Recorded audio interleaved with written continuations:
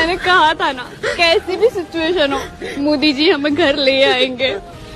War रुकवा दी पापा और फिर हमारी बस निकाली पापा। ट्रंप के आदेश पर अवैध रूप से रह रहे 104 भारतीयों की वापसी हो गई है। अमेरिका से वापसी के दौरान इन सभी भारतीयों के हाथों में हथकड़ी थी, जबकि पैरों में बेड़ियां। परंतु अगर देश में ही रोजगार होता, कामकाज होता, तो कदाचित इनमें से अनेक लोग अपना जमीन जायदाद बेचकर, अपना घर बार छोड़कर, इतने मुसीबतों को झेलते हुए, खतरों का सामना करते हुए अमेरिका कदापि नहीं जाते। नमस्कार, मैं सीए एम जायसवाल। इस महीने के 5 तारीख को, यानी कि दिनांक 5/2/2025,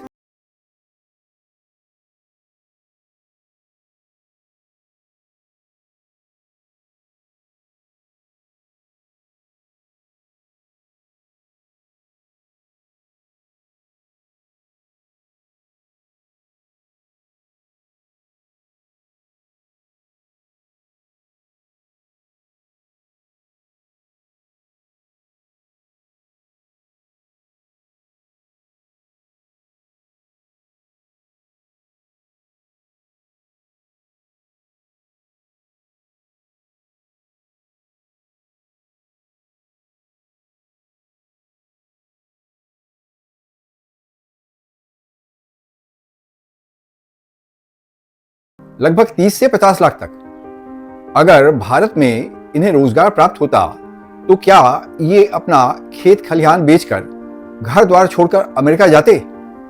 ऐसा भी नहीं कि 30, 40 या 50 लाख खर्च कर ये बहुत आसानी से अमेरिका पहुंच जाते हैं। अभी कुछ दिन पहले ही अमन नाम का एक लड़का, आयु मात्र 20 वर्ष की, अभी चंद दिन पहले ही इन तमाम दुश्वारियों को झेलता हुआ 26 जनवरी को अमेरिका पहुंचा था, पूरे 72 लाख खर्च कर। आगे इन लोगों की, इन इंडियन इमिग्रेंट्स की व्यथा बयान करता हूं। राह में इन्हें कैसे कैसे मुसीबतों का सामना करना पड़ता है। ये डंकी रूट का सफर कर कितनी दुश्वारियों के साथ अमेरिका पहुंचते हैं, जरा ये भी जान ले। लोग Panama, Costa Rica, El Salvador और ग्वाटेमाला जैसे देशों से होकर कुख्यात डेरियन गैप के रास्ते सफर करते हुए अमेरिका पहुंच पाते हैं, तमाम मुसीबतों का सामना करते हुए। अब ये डेरियन गैप क्या है, जरा ये भी समझ ले।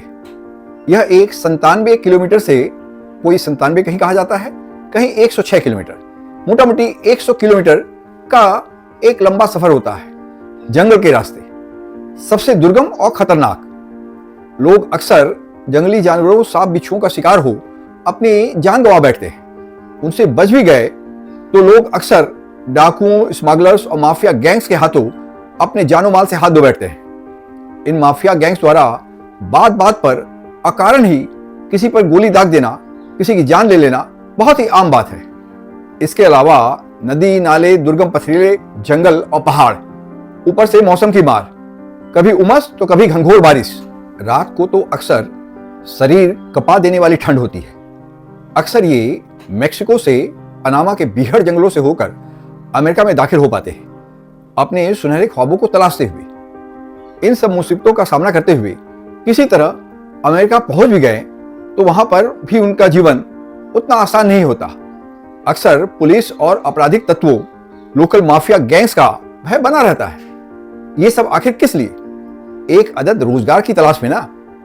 ऐसा नहीं कि लोगों को इस मुश्किलों का आभास नहीं होता, परंतु अगर देश में ही रोजगार होता, कामकाज होता, तो कदाचित इनमें से अनेक लोग अपना जमीन जायदाद बेचकर, अपना घर बार छोड़कर, इतने मुसीबतों को झेलते हुए, खतरों का सामना करते हुए अमेरिका कदापि नहीं जाते। ये तो चर्चा हुई लोगों के अमेरिका जाने की, एज इलीगल इमिग्रेंट्स। रोजगार की तलाश कोई अपराध नहीं, सुनहरे भविष्य का ख्वाब देखना कोई गुनाह नहीं। अगर ये ख्वाब यहीं पर पूरे हो जाते, यही देश में ही कामकाज मिल जाता, तो कोई भला क्यों कर अमेरिका जाता? ये बात हमें भी समझनी चाहिए और अमेरिका को भी। क्या ट्रंप अडानी जी को हथकड़ी बेड़ी में बांधकर अमेरिका ले जाने का साहस रखते हैं? और क्या मोदी जी अडानी को आसानी से अमेरिका भेज देंगे, डिपोर्ट कर देंगे हथकड़ी बेड़ी में बांधकर? तब तो राष्ट्र की अस्मिता का सवाल पैदा हो जाएगा। पर इन मासूम भारतीयों को इस तरह डिपोर्ट करने पर अस्मिता पर आंच नहीं आती। Elon Musk migrated to California in 1995 on education visa.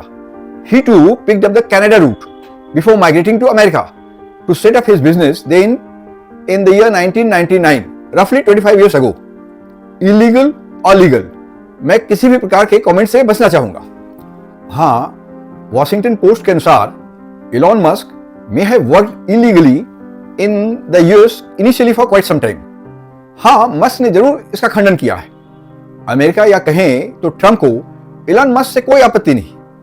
क्यों? क्योंकि उसने ट्रंप के इलेक्शन कैंपेन को स्पॉन्सर जो किया था और अमेरिका के पूंजीवादी व्यवस्था को यह बहुत सूट भी करता है। पूंजीवादी व्यवस्था की यही तो फितरत है। इस व्यवस्था में इंसान और इंसानियत की कोई कद्र नहीं। जो भी है बस पूंजीपतियों के लिए है, पूंजीपतियों से है। What a contradiction, share hypocrites. क्या बिल गेट्स, मार्क जुकरबर्ग अपना आईटी का साजो सामान इंडिया में नहीं बेचते? क्या इलॉन मस्क इंडिया में अपना उत्पाद नहीं बेचना चाहता? टेस्ला कार्स नहीं बेचेगा? वे अगर इंडिया में धंधा करे, अपना उत्पाद बेचे तो वैध, और भारतीय वहां काम की तलाश में जाए तो अवैध, अपराध। ऐसा अपराध कि आप उन्हें हार्डकोर क्रिमिनल समझ लें, टेररिस्ट का व्यवहार करें। पुरुष, महिला, बच्चे सभी के हाथों में हथकड़ी, पांव में बेड़ी और कमर में जंजीर बांधकर डिपोर्ट कर दें।